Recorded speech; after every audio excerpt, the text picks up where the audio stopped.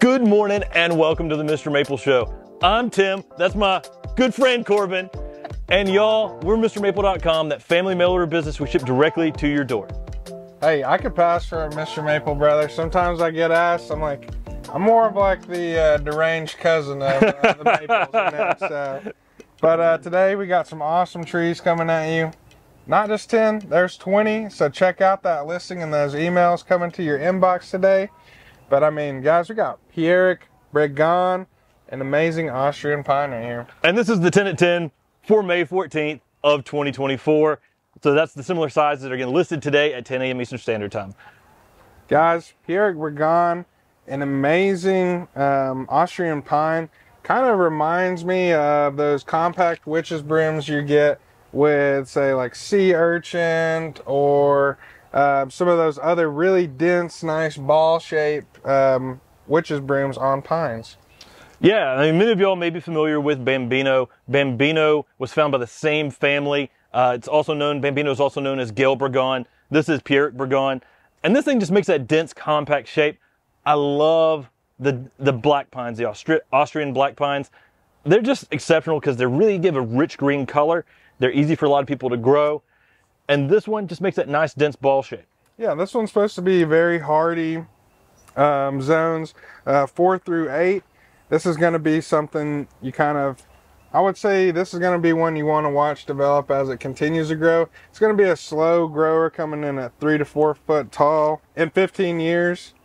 So it's going to be one that's really slow growing, but it's going to give an awesome shape. It's got some really nice color, and throwing it in that little conifer garden and watching them grow, seeing the differences between some of those other witch's brooms and this one is definitely going to be really interesting. Now, making sure you have good drainage is important with all Japanese maples and conifers, but when you have a dense, compact dwarf, it's especially important to make sure you've got good drainage. Peacock Bregan makes a great container plant.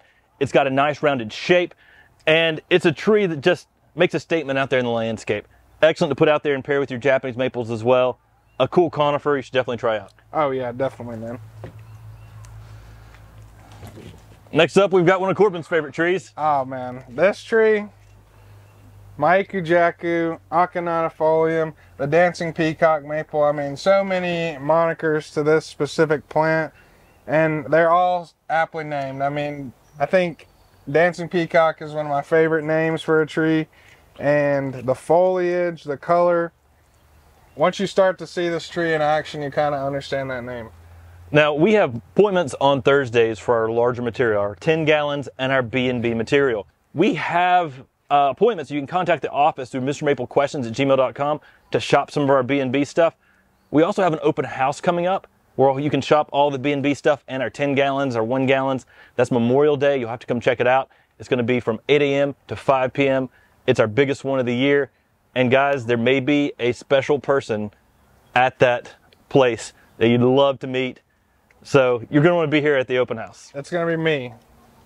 No, I'm just kidding. You're not going to be there? I'll be there. There might be somebody else, but who knows. If you guys show up on Thursday, I'd love to show you guys around. We got some awesome larger size Maikujakus right now. But yeah, this tree is like always spoken to me. It's so interesting. It was one of the first cultivars of Japonicum I was really introduced to. And seeing it through spring all the way through fall, I mean, this thing just puts on a show. Throw it in some shadier spots to increase the size of the foliage on Japonicums. But also, if you get that larger size leaf, it's just going to be a great canvas for that fall time color that Japonicums are known for. I mean, you're going to get almost like a modern painting on this beautiful Maikujaku leaf. Purples, oranges, yellows, all mixing together on one single leaf. And it is just a dramatic show during the fall time. Now, one thing that you may notice is that Maikujaku goes to a fall color at a different time than some of the other maples.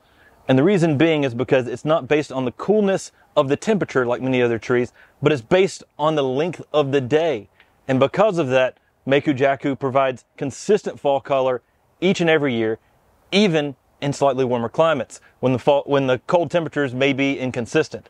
So this tree is a consistent fall color, but everything's bigger in the Japonicums. The leaves And in the springtime, you can actually have large tassel red flowers hanging down on top of the leaves, creating a dynamic display of large red tassel flowers over top of the green foliage. And, you know, the leaf looks like a peacock. So what more can you want in a tree? Oh man, and I think one of those slept on factors of a japonicum is just the rigidity of their structure in the landscape. I mean, you talk about a tree that just has a presence on its own. The structure of our Yamakage outside of the office is just so nice. The structure of my Ikujaku specimens I've seen around Oregon, I mean, it's just a tree that has a presence to it, and I mean, it doesn't slow down anytime. Guys, next up, we've got Japanese harpstring. We've got Acer palmatum, Koto no Ito. Oh yeah, Koto no Ito. That's another one of those firsts that you really start to see. That's really my first kind of linear-lobum introduction, and I think I just love the leaf shape on this one. I love the colors during the fall time, and it really just busts up all of the other contrast. It'll add so much contrast to your garden, just having that thin lace leaf feel in the garden. Yeah, it really does. For a linear-lobum, it gives that bamboo, that lace leaf kind of feel, that soft presence in the garden, a unique texture. A great thing to pair this with is that Meikujaku that gives you that rigidity, that thicker texture, just because it's so dynamically different. This makes a good upright tree, reaching about 8 to 10 foot in 10 years. Makes a very nice rounded shape, vase shape as it gets older. And this tree, it's just a cool tree. We've got one in Maplewood Gardens in my mom and dad's front yard, and it ties the yard together. It's the carpet that ties the yard together, as the Big Lebowski says. The room. I love Koto no Ito. It's such an amazing tree. Like I said, linear-lobums are one of the most interesting kind of subspecies of maple. It's like you kind of dip your toe into that lace leaf, but then you're like, well, let's take it one step further. Let's get this crazy kind of strap leaf. Like, I mean, Harpstring is kind of the perfect name for this maple. It's an amazing one, and like you said, the carpet definitely brings the whole room together. Koto no Ito will bring your garden together. It'll provide some amazing contrast. I mean, next to my Ikujaku, where you're going to get a big, gigantic leaf comparatively to the super thin leaf. And something I enjoy about this tree is that the younger growth towards the bottom of the tree will be more, almost like more straight palmatum. But as you continue to go up to that older growth, you get that known harpstring look in the leaf. Yeah, that's for sure. Guys, we got Acer palmatum, Allan. A little bit of a misnomer. I know this isn't necessarily how he spelled his name. The guy that worked at Talon Buckholz, who this tree is named after. But apparently Talon had him on payroll as Allan.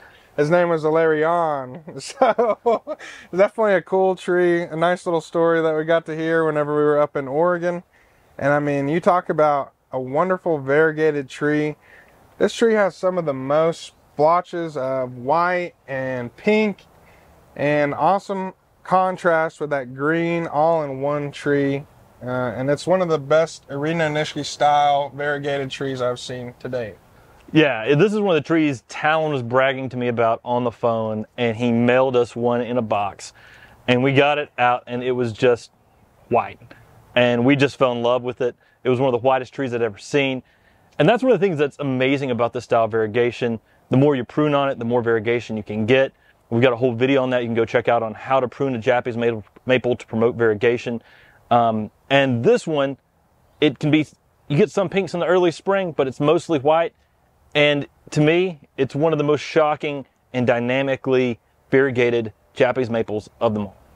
Oh man, seeing a large specimen and it's just swaths of the tree are white, comparing with that green right next to it, and then you hit another swath of white, and just seeing those little specks of white and contrasting of green and pinks all the way up a large tree is just, oh, it's unreal, honestly. Now, you may have to give Allan some protection from the hot afternoon sun in warmer climates, but this is a tree for me that just performs exceptionally well. and is always a showcase. So take this tree, plant it somewhere close so you can really appreciate the intricacies of the variegation on each and every leaf. Yeah, this is one that I would definitely describe as a photographer's delight. I mean, I'm sure Joe gets carried away taking a couple too many pictures of this every once in a while. And I mean, I can see why no one leaf on this tree looks the same. There's definitely some interesting stuff going on with the tipping of the leaf. Sometimes you get that little curl in there. And I mean, obviously the color speaks for itself.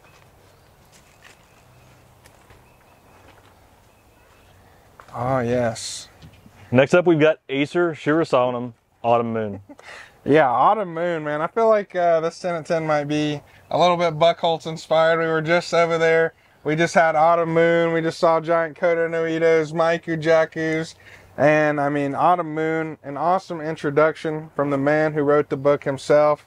This tree is one of the coolest shiroumums that I've seen. Awesome blushing color that happens on some of that new growth. And I mean, who doesn't want a full moon maple in their garden? Yeah, I mean, you mentioned that it was an introduction by the guy who wrote the book on Japanese maples. That's J.D. Vertrees. He didn't claim that he actually introduced many varieties, but he actually introduced quite a bit. He actually introduced probably 10 or 12 trees to the trade, even though in the book may say he only introduced 3 or 4. This is a fun tree that gives you a full moon-esque leaf, and it has some really nice malting shades of like apricots over top of that lime green. For me, the Autumn Moon is a spectacular full moon Japanese maple. You're gonna need to give it some protection from the hot afternoon sun, give it good drainage. I like to start this tree out in a pot, find its happy spot in the yard, and then once I find the happy spot, plant it, and let this tree just be a showcase in the garden. It can lighten up those darker places in the garden, but it's also one of those trees that just is so dynamically different from a lot of the other trees. It contrasts with anything you put next to it. I love some of that funky color that happens after that new growth starts to change into a little bit of older growth. You have some signs of veining and that blushing, and I mean, just a contrast in its own leaf itself. And this is just one that really speaks to me. I mean, the overall shape towards maturity is just really interesting too. Just a nice kind of globular shape, a very strong, rigid tree in the landscape as well, man. Guys, next up we got Acer pomatum Filigree. Yeah, Filigree is a reticulated lace leaf. Just makes a nice little cascading weeping tree in the garden. It was one of my dad's first 25 Japanese maples we planted and went out right next to the walkway. And it's really awesome because we can really look up and see how finely cut and dissected this tree is, because that's one of the most spectacular features about this tree. Yeah, one thing that caught me is like, I'm a sucker for variegation. I'm a sucker for reticulation. And this is really like one of the only lace leaves that provides that reticulation in it. And it is just crazy during the springtime. You see all those veinings inside that tiny little cut leaf. And it just really provides a lot of contrast in the garden. There's not many lace leaves with reticulation, that's for sure. Yeah, J.D. Vertrees describes this tree as having yellow flaking in the leaves. And that's an interesting way to describe a reticulated lace leaf Japanese maple. I thought that was real interesting. He also says it's extremely rare in the trade. See, that's what we love doing, is taking trees that are once considered rare and then making them available as quickly as possible so people can actually get these trees. I mean, for me, this tree is a showstopper. And in the springtime, you get that yellow flaking.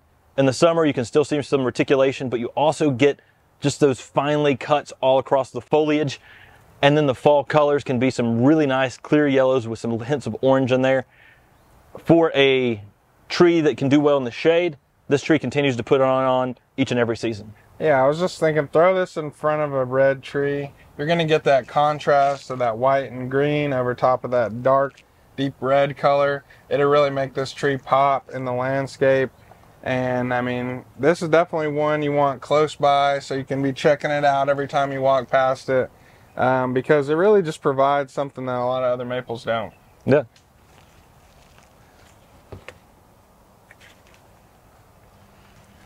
Oh yeah. Guys, we got Acer shiroum Jordan. We just had one shiroum Autumn Moon. We already had a Japonicum. on Maku Jacko. I mean, this is like a full moon heavy 10 at 10 right here. Guys, Jordan is one of those trees by Fratelli Ghirardelli Nursery in Italy. It's a sister seedling to Summer Gold. People don't realize that Summer Gold is actually a hybrid shiroum as well. But it has new growth that looks a little more palmatum-like, but as this tree matures, the foliage is going to get more and more shiroum-like. Yeah, this is definitely one that stumped me in the beginning of my, maple career or whatever. You look at it during the early spring, and you're just like, what in the world? That's not a shiroum. But then as you continue going, it starts putting on those bigger leaves, those rounder leaves, and this is just one. That yellow color during the springtime into the summer is just, I mean, it's hard to kind of copy that on anything else. It can get a bleached look during those times, and I mean, just an amazing tree. Yeah, for me, we've grown this tree, and sometimes as a young specimen, you'll need to give it some protection from the hot afternoon sun. We did a cultivar highlight on this at Dr. John Criticos' garden in Flat Rock, North Carolina in full sun, and you can see a full specimen of Jordan just rocking it out, showing you some amazing yellow color. This tree just brings that yellow color like not many others do. You get that bleaching out effect, you get that more rounded foliage, and it has foliage as it matures like Shirosalem aureum, but this tree is a little more sun tolerant and a little more vigorous, and so it'll make a larger tree quicker in the landscape and garden. Yeah, I think that's what kind of pulls me into this one. It's like you get those yellows in some of the other trees, but the heat tolerance that this one has, it kind of eats up the sun, and I mean, almost getting those whites, that's how yellow it gets in that full sun. And I mean, this is just an awesome shirosalem. Guys, up next, we got Cedar labonia. This is maybe a subspecies, maybe a cultivar. It's kind of a mixed bag on that online, but this is stenocoma. And I was doing a little bit of research, I was looking at this plant because I had never heard of this specific cultivar before. Apparently the Greek name that stenocoma is derived from, steno meaning narrow, and then also coma meaning hair. So I guess that kind of describes how the little needles on this tree looks. And I mean, it definitely does have some shorter, denser needles on this one, that's for sure. Yeah, so this is a Cedar labonia. That means it is a cedar of Lebanon. You probably heard about some of those in the Bible. I mean, this is such a cool tree to put out in the garden. So coming in at zones 5 through 8, this will go down to a colder zone than many other cedars. Love what this tree can do in the garden, giving you an evergreen presence with that regal, upright structure. Yeah, I mean, seeing some larger specimens of this tree was definitely interesting. I know every year it'll put on a foot of growth. So this tree can get pretty big. I know on some of the websites I was researching it on, going to get up to 60 feet tall, which is like, I mean, get ready. That's obviously going to take 60 years, but this thing has a wonderful habit. I mean, Joe and I were talking about this. It really has almost, I guess, it's upright to almost semi-pendulous habit in its growth. And I mean, that feathery, narrow foliage really starts to stick out whenever it gets a little bit older. You see how nice that small, dense needling can really provide a lot of interest in the garden. Next up, guys, we've got Acer pomatum, Jerry Schwartz. Now, these are some really tall 1 gallons. This is a selection that was introduced by our good friend, Billy Schwartz. He had Green Mansions Nurseries in Pennsylvania. Many of y'all may know his daughter or have the tree named after his daughter in your yard. That's Shayna. And this one is actually named after his mother. Yeah, this one's crazy. I kind of got introduced to this tree whenever I was editing the Billy Schwartz podcast, whenever that came out a year or two ago. Oh, the Billy Schwartz Experience. That's a crazy podcast. If you haven't checked that out, go check that out. He talks about things from Muhammad Ali throwing the fight. Billy was Muhammad Ali's lawyer during the Joe Frazier fight. So there's some controversial stuff in there. He talks about tons of maples and witches' brooms too. So if you love plants, you got to check that out. Oh yeah, him and Dick Wolf. I mean, those guys seem like the witch's broom kind of gurus of the older generation, it seems like. And I mean, they definitely put some awesome cultivars into the trade. I think one of my favorite things about Jerry Schwartz is how it goes from that red new growth to that kind of almost like a dark emerald green to almost like maybe you describe it as a bluer green kind of deal. So the contrast within just one plant is so interesting. I love the leaf shape on this one too. I mean, it's really kind of very unique, honestly. Yeah, I grew up, one of my first introductions to Jerry Schwartz was with Richard Bomar. We recently shot a top 5 with him. You should go check that out too. I mean, our nursery wouldn't be here today if it wasn't for Richard Bomar. But he loves this plant. And when he introduced it to me, I saw this thing in spring color where you get that pink-red color that's just outrageous. And then goes to some of those bronzing with some of those blue-green colors you're talking about. He fell in love with this plant. And it's not just the color, it's the shape. I mean, this thing stays tight, narrow, compact. It's not as narrow as, say, Twombly's Red Sentinel, but it's pretty darn close. And something we don't talk about enough is just how easy this tree is to use in the garden because of its narrow shape. Yeah, I think you get a little bit more branching in this tree than maybe a Twombly's, and you have not necessarily competing leaders, but just kind of other branching, but the offshoots of that branching just stay super tight to the form of the tree. And I mean, this is just one that I would love to have a specimen in my garden of. The leaves can look so different on this tree too, just because it's a witch's broom. It has that kind of variability in the leaf shape, and it's one that will keep me coming back every single time, that's for sure. All right, guys, we got a European beech right here. We've got Fagus sylvatica purpurea pendula. Oh man, beeches, definitely something that I slowly start to acquire that taste on, working at the nursery. At first you kind of get that initial push of that tricolor beech, then you kind of see some darker purple ones, then you get into the weeping varieties, and I mean, this has got that purple and weeping. Definitely an older cultivar that's been in the trade for a longer period of time in Europe, but this one is kind of a classic, I'd say. Yeah, when it first leaves out, especially if it leaves out in some shade, you can get some bronzing on it, and then as it matures you get more of this darker maroon. The one thing that I always get every single spring is everybody says, my beech tree's dead, it hasn't leafed out. Don't worry guys, it's the last thing, one of the last trees to leaf out in your garden. So the Japanese maples will leaf out months before the Fagus sylvatica does and the Fagus grandifolia. So don't get worried if it's not leafed out, it takes time. But with European beeches, you want to make sure they've got good drainage. And they do really well about where we're at and up north. They do fantastic. If you start going to the deep south, the beeches don't perform as well. They're typically a zone 4 through 7 plant. So in those hotter zones, you know, the European beeches really aren't the plant for you, but they do add something dynamically different with this habit.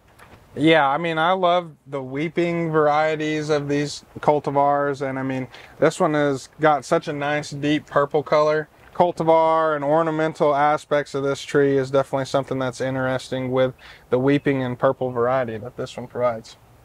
Yeah, and being that this tree leaves out later, it's great for high elevations because it's good down to zone 4. But if you have those early spring frosts, because this is so late to leaf out, it's typically one of those plants that rarely ever gets any frost damage because of its tendency to leaf out so late. Guys, that was 10 of the 20 trees we were talking about today that are getting listed at 10 a.m. Eastern Standard Time. If you want to figure out the other 10, we talk about them in the email. You can sign up for those on MrMaple.com. Take care. God bless. And have a great day.